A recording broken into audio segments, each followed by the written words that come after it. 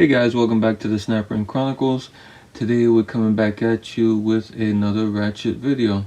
This one's a bit old. It's a Plomb, and this one takes us all the way back to around the 40s.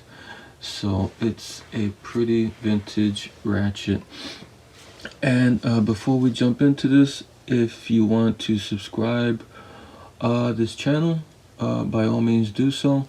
And if you like my content and you find it interesting, please give me a like. And right now I'm also running a 500 subscriber giveaway. If you look at the previous video to this one, you see the giveaway and all the rules there to join the giveaway for my 500 subscriber thing I'm doing.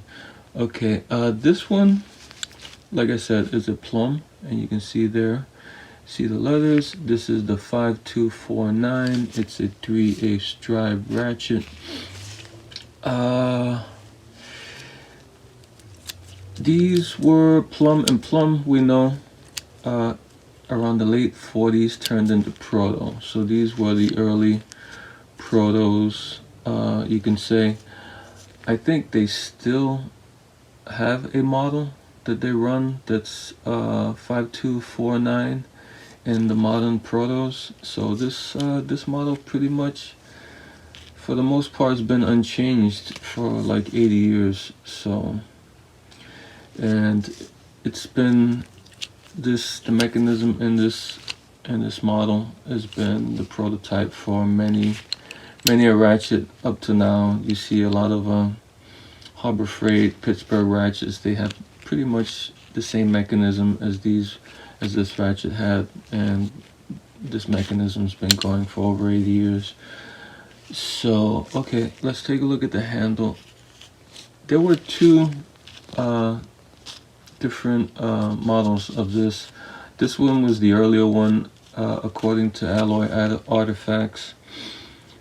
This particular model with this shape, it went from 1939 to 1945, and then we had something in 1945 to 1948. We had a model that we had a changeover to this model, which is basically the same mechanism inside, same thickness, pretty much the same head, but the handle changed, and they switched over to this pretty elegant handle from 45 to 48, and we can see the letters are big here and they look nice. These are like, to me, these letters look like almost futuristic. I could imagine what they look like in in the mid 40s.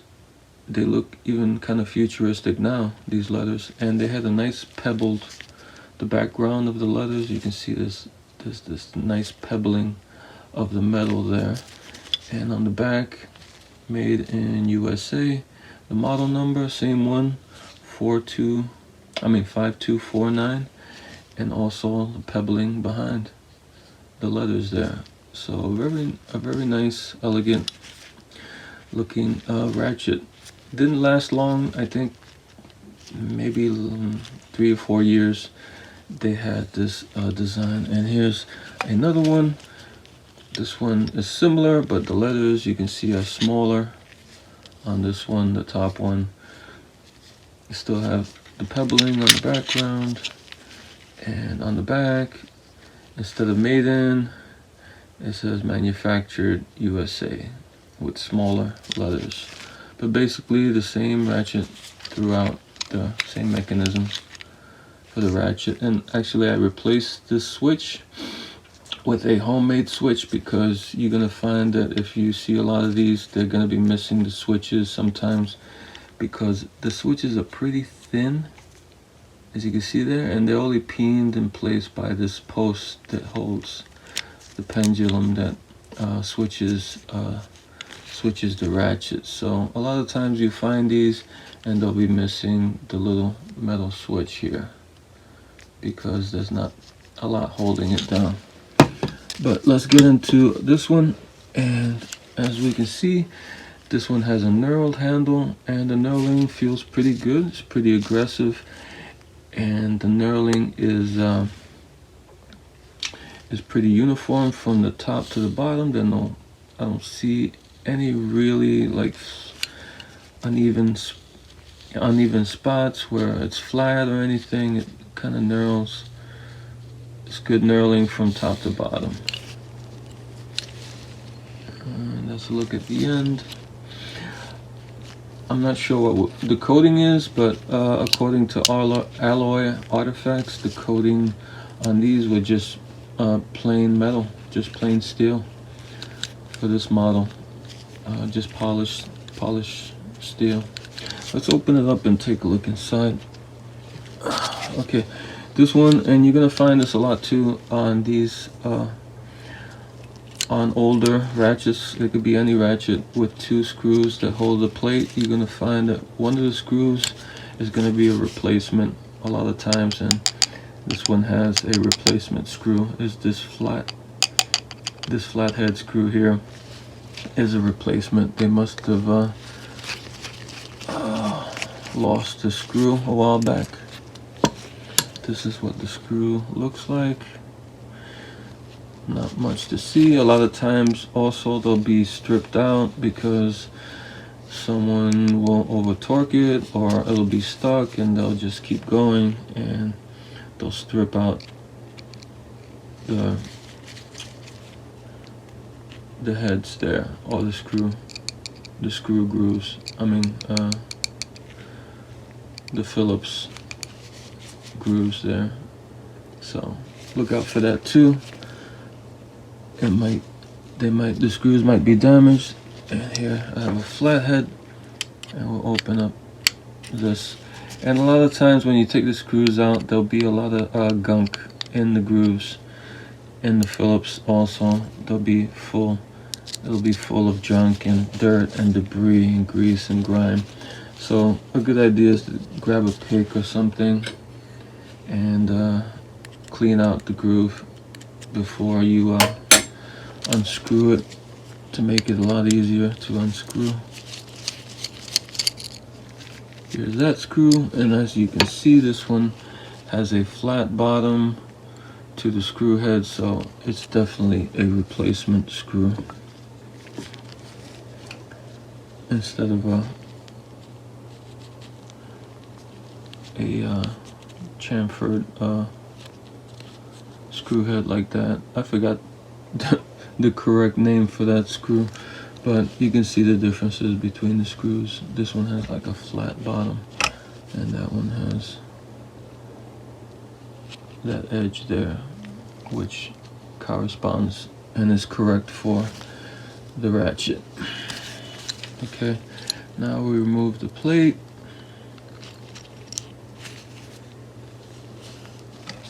This is what the plate looks like. Not much to see. This is not the thickest plate, but not the thinnest also. You can see there's some wear. Where's my pick? See there's some wear here from the gear. The gear it's worn down this plate a bit. So this is a well-used ratchet.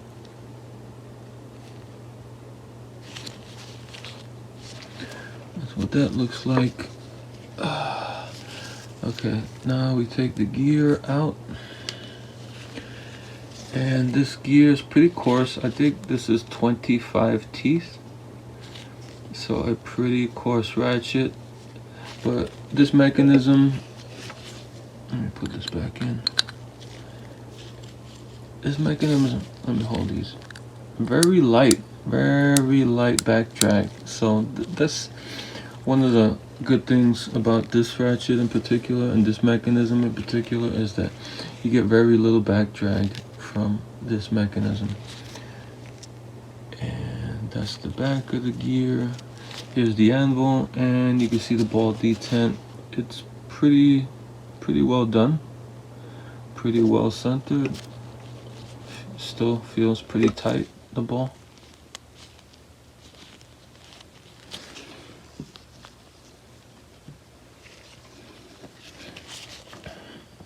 And we can see the pawls. It has 2 pawls on each side and with a spring underneath, a cone spring underneath. And to this day, they still use this mechanism. Not only Proto, but a lot of other companies still use this mechanism.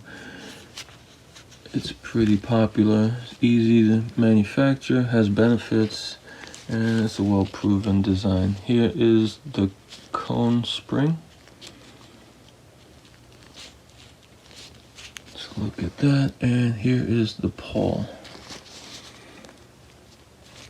This is the left pawl, and as we can see, there's a little protrusion at the end, and that protrusion in the pawl is to hold the pawl in place, and it goes into the hole there at the bottom of the ratchet. And we can see the pendulum switch there in the middle, and that's what switches the ratchet. And it releases one side, one paw, it holds one paw down, and it releases the other paw, so the paw can engage the gear, and it moves that paw out of the way. And here's a look inside the mechanism.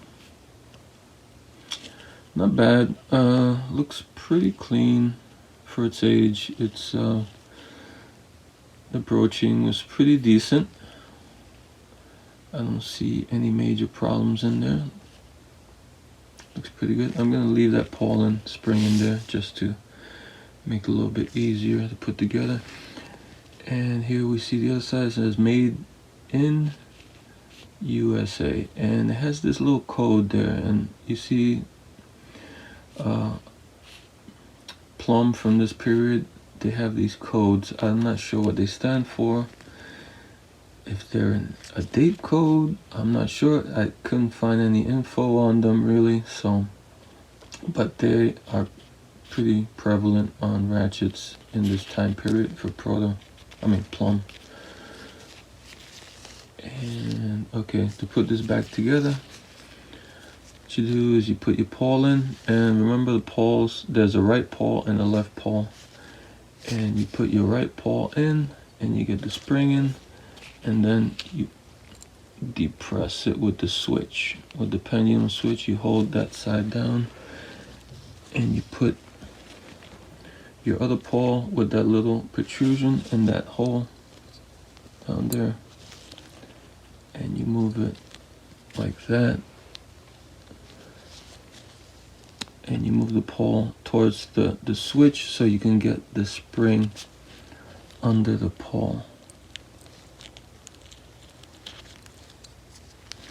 And remember the cone, the thin part of the cone goes against the paw, and the thicker part of the cone goes against the frame of the ratchet.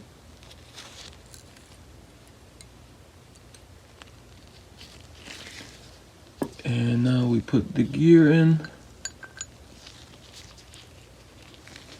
and this is what it looks like when it's ratcheting.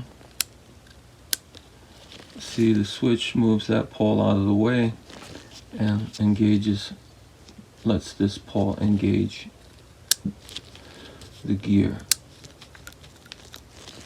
And we switch it to the other side, and this side is the same. It moves that, when we switch it, it moves that pawl out of the way, and it lets this one engage.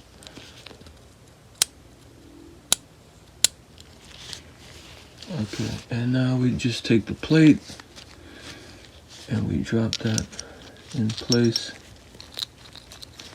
like that. You hold it and you get your screws in.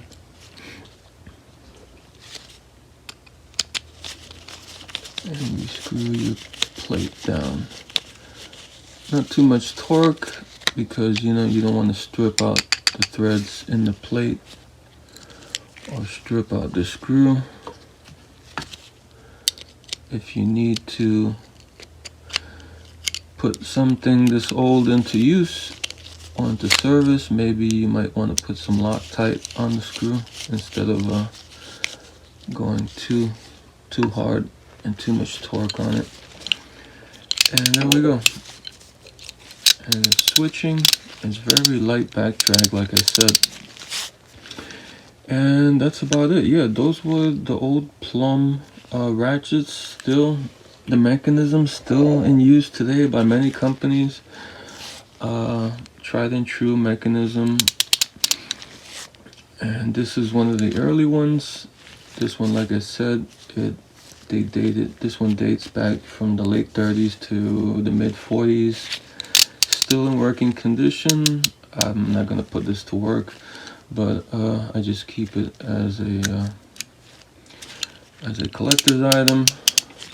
But I guess if I needed to, I could still put this ratchet to work because the internals look pretty decent. They don't look too bad. So yeah, that's all I got for now. Alright guys, until next time.